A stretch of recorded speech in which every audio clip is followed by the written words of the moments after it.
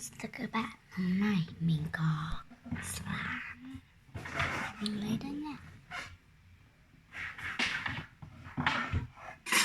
Đây này.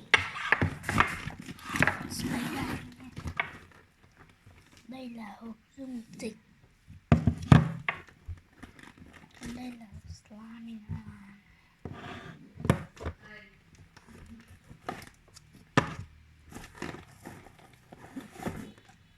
Rất là nhiều. Hộp dung dịch. Rồi. Có đi à?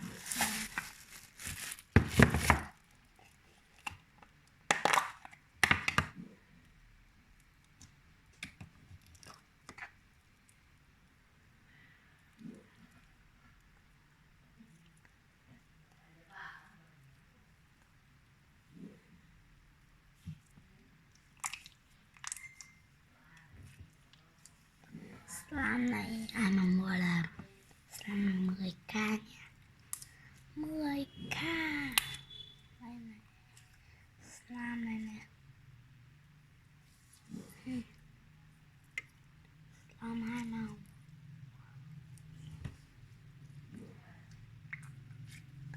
Thôi mình không bán đâu. Đây là để mình chơi. Slime này như cái slime lạnh.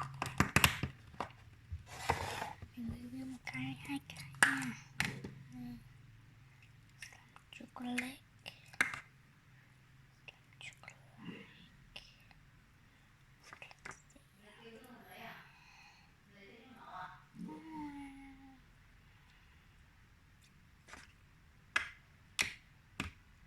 Hôm nay tiếng riêng này.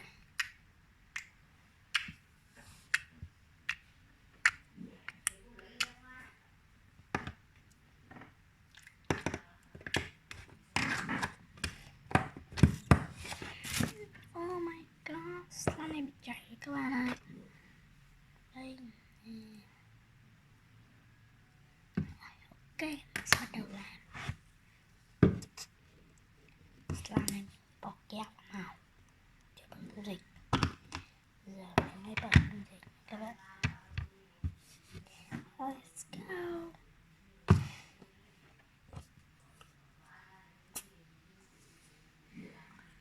Yes, này slime chảy này.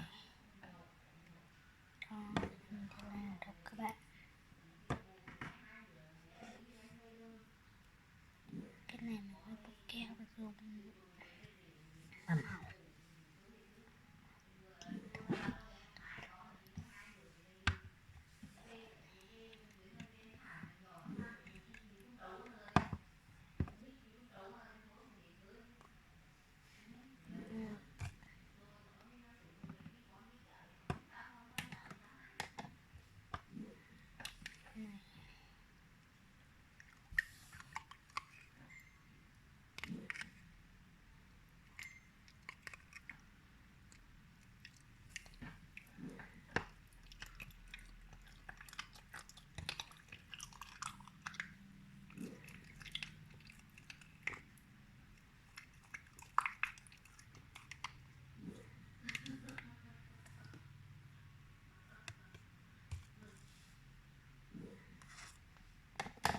Tay bỏ nhiều quá rồi, giờ nó căng lại rồi. Trời ơi. Chơi bình thường các bạn. Yeah. My god. Này nó hơi cứng nhất. Này hơi cứng.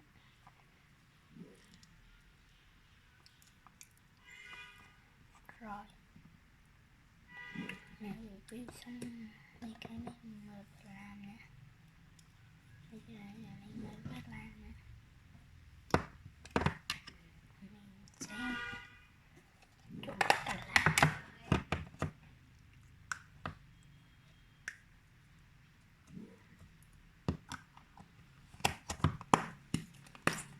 Hộp này chỉ là hộp để mình làm slime thôi.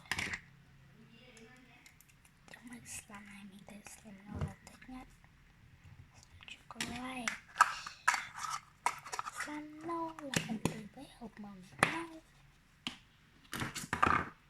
Cha cha.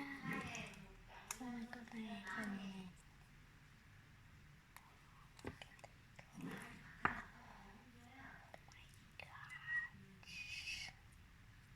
Oh my god. Cha cha. Ta ta ta ta cha cha.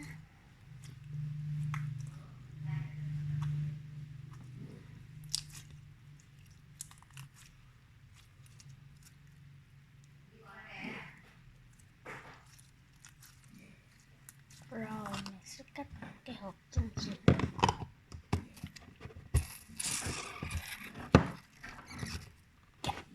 Something sticky Tesla. Hôm nay mình sẽ bày cho các bạn các trò chơi, các loại slime, slime jump, slime, các loại đặc biệt nhất là slime.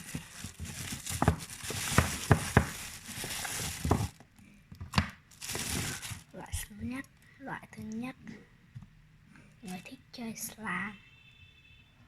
Này, xin chào các bạn. Hôm nay mình có một cái hộp slime rất là xịn nha. Người siêu thích slime, mình là người siêu thích slime. Slime này rất là ngon.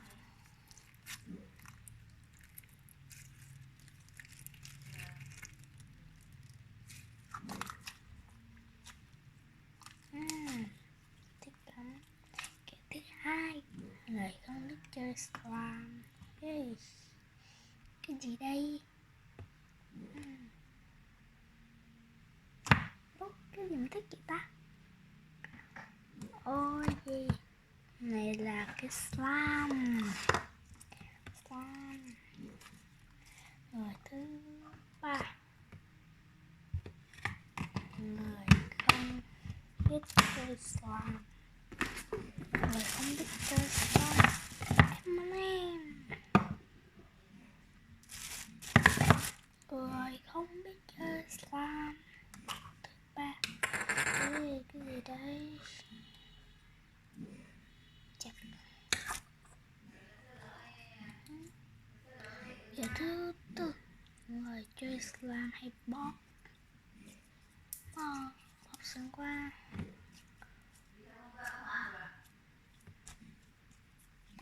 Người chơi slime hay bóp.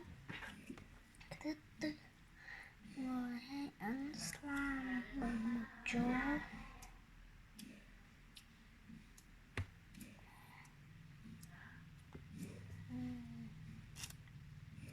Slime màu vàng rất là đẹp nha, mình không chơi đâu các bạn ơi. Slime rất là đẹp. Mình sẽ cắt loại M&M màu vàng. Mình chơi loại M&M màu tím.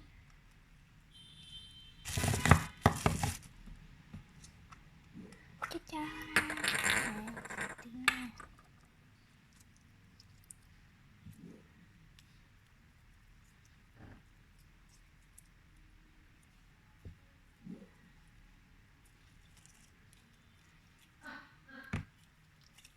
Mình sẽ chơi đến một loại slime.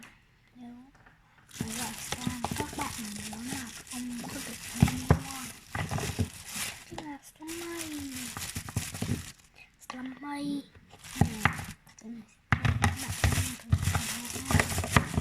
Hộp này mua cũng giống nhau hết, màu giống nhau lắm. Đây nè, slime này.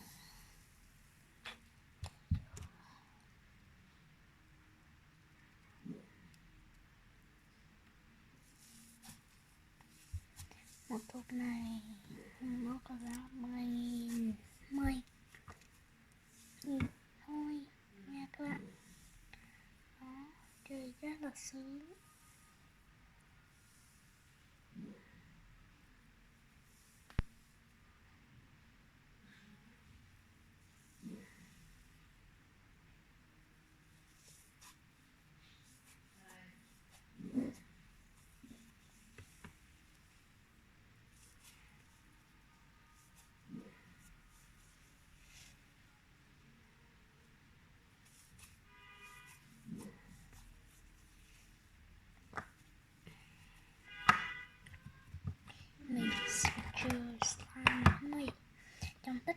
slime này cũng là slime mây, slime trong, slime mây.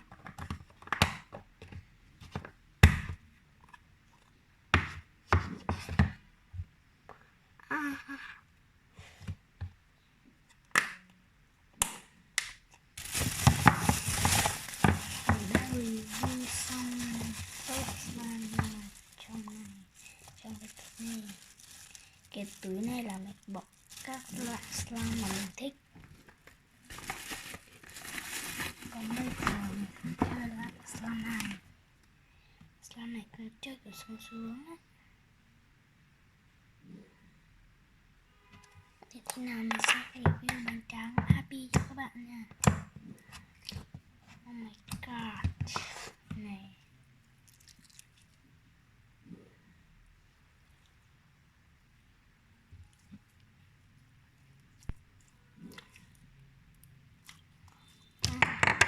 Chơi slime mây xong chơi slime này nó kiểu kỳ sao á. Các bạn like, subscribe ở dưới cho mình nha. Xin chào và hẹn gặp lại.